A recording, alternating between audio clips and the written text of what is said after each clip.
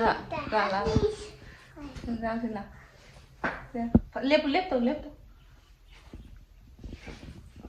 Mama ji baca. Mamai mencara ni. Kenapa mencara ni? Mama ji baca. Mamai mencara.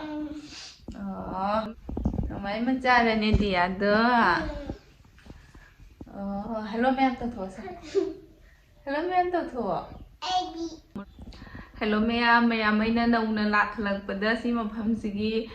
video thangatpada blog thangatpada comment room tour to biro waido ngasi di room tour da tawjarage ado igi room je kesuma hen bedi leite ko haidi se June July bhaugi manung da dine jumda hanbagi chances ama layaba mane silchar da chatpa jabagi ne adu duna ko kesuma hen ba pol leidare hauji ki dum mathau ta ba sijina bada changba adu potong atani aba leise ahen ba kisum lesan nadi tawda hayang pubadane amu wani nane kisum ahen ba pot leidare ba lambi se sangi na Guwahati dagi journey haidi dum bus taga su happa su ja sina mom gari se mathang sindok sinin tawbani nane posai puthok pusin je jam problem oya ba adu kaigum baduga haidi handaba taragadi leiba tagani na kwa duga mu du matam dugi thok balani da hujik leiba phibam se mayam ja jeng hanjerakke the room se aina chang ahan ba khoina ne lakpa ma ai mamang da su ai blog ta haijare na ko sigi room se office staff kambu singi leibham gi room ni actually teacher gi mogi colony du godi mogi room kai di quarters se katang masing watna da na moi join to basing gi khrani gi siga lei waina lei ni naina ado aina chang pa matam da ne sigi room sigi phibam se khuphatta ma khuphatta bai bu ne phat hathina phatte ai ne lakpa numi to ne ai taka chadi ama bokin to gane sa se room se uraga ne du bhoi husband ama color to salama bani room se dugai gi angang jaw bani na jammo la su nuai re na ne ai di chakhung ga se ai di kitchen ga se carpet thajan khujan na to wini ba hana pra phibam phalam de ba moi gi se chathina dugai gi se mai ni do jengni ne ra si mayam kamai to bai do asini miyam akoina ahan balak pada legambe yungi phibam se ado room se akoina aiga diaga na laktingai mamang da budi husband na angang jawraga nungai ro na room se color budi tawsalam me ba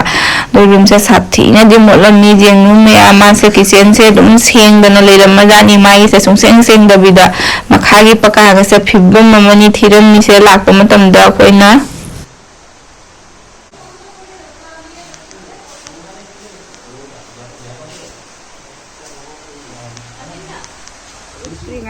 rumut ngai hingi motor san na jengan gi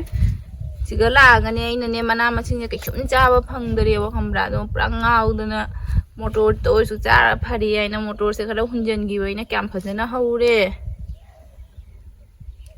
sina kilo manga ka thari ni na iron ba ka tha hawina dum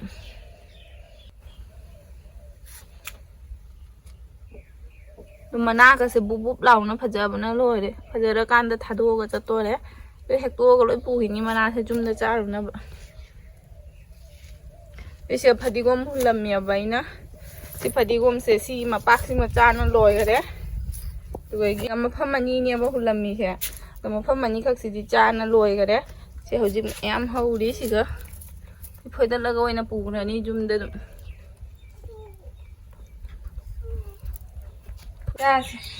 ina handa Guwahati da chalu budo suga duna pire ini chanu piduna sigi keno se ko toning gok mana se to fonga jenam to fonga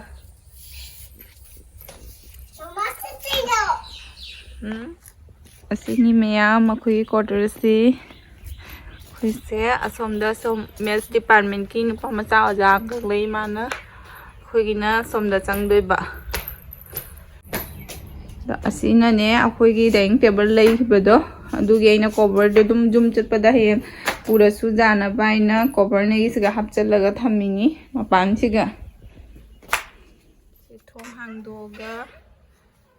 se akhoigi fast phangba room ni si room se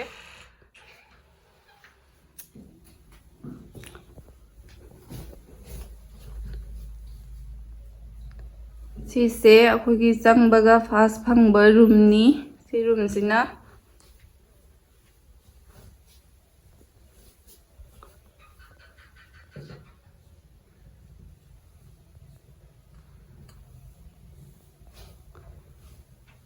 सिगना ए husband की मागी table लेरे मागी study table नी सिना दुगगी extra bed अमा लेरे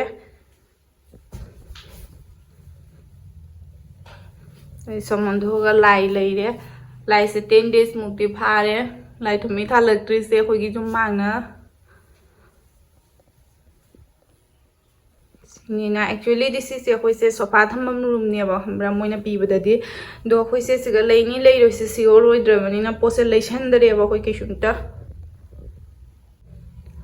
जून जुलाई भाउगी मनुंग दा अखोई से जुमदा हनबगी चांसेस अमा लैयबको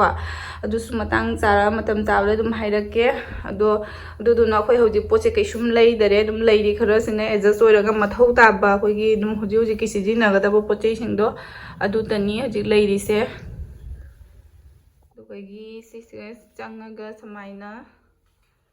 सिगा डाइनिंग हॉल नी सिना डाइनिंग एरिया नी सोमदा किचन लेरे वे सोमदा बेसिन लेदोइनेबा वे सोमदा बाथरूम खोई डाइनिंग टेबल तममदे केसुमदि लेते खाली नी पूरा डाइनिंग टेबल लेरे सिसिना इनने दिया से इंदम तादा दुम पकादा सानाबदि मखोंग से इंगने हैना कारपेट सिमा थाजलगा मागी सानापम मोइना सेमे स्वाइ कॉर्नर से ते सोमदा चंगरगा सिदा चाकुम लेरे सिना किचन नी दुगगी सिसिगा कोन फेबम बेसिन जे सोमदा ओइना पीरे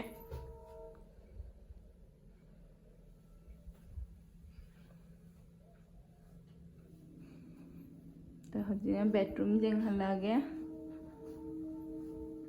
बेडरूम जे सिगा लेरे सिना अखोगी बेडरूम नी बनिना कोई कैसुम पोसे लेदरेबा हाइदि जुमदा हेंग पुरगा सु चटपा जाबा पोतो अदुतनी लेरिसे होइसे हुजि हुजि की मथौ ताबदो दो एडजस्ट तौरगा दुम लेरे सिना ड्रेसिंग टेबल ओइरे खोगी टेम्पररी ड्रेसिंग टेबल मोइसिना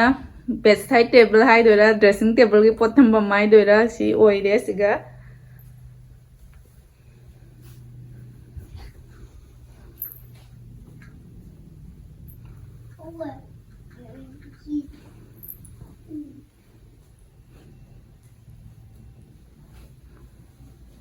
सिनी में